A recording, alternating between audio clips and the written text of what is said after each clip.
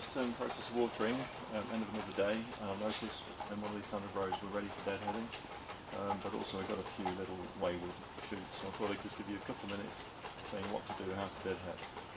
First of all, great pair of sharp secateurs. So you can see here the flower over there, there's a flowering sample has been fertilised and the ovary set, and that's forming a rose hip. If we don't take this off, then a lot of the energy and auxins are going to forming a rose hip.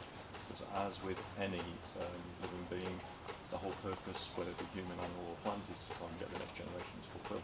We're here to try and get it to flower some more, so we want to take some of these dead heads off and get it to increase the proper plant we wanted above the graft and not the sub-graft plant.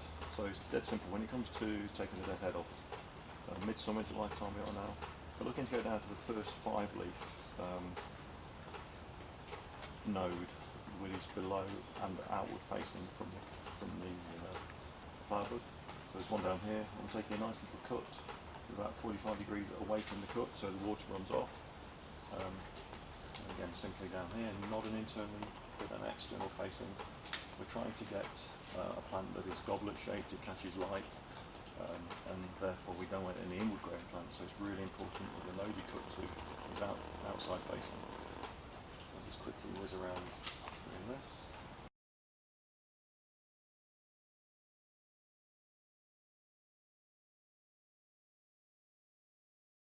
And the ovary has been fertilised, and that's the seed setting for the offspring. This little baby down here we clearly don't want. This has come from below the graft. We were trying to get a single stem, particularly something as decorative as this golden wedding. So we're going to take this right off, right down into the bottom of the plant. Again, cutting it so water runs away from the cut to the incision, and that's no use to us. So that's one done.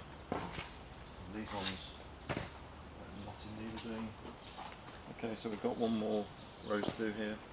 You can see it's beautiful remembrance, plenty of stunning flower, but also plenty of dead heads. So we need to tidy these up. Again, 5 outward facing leaves. I've actually got one here that is for you to see. You can see the 5 nodes. I'm cutting so the water runs away and no fungus can get into the cuts. Outward facing. And last but not least,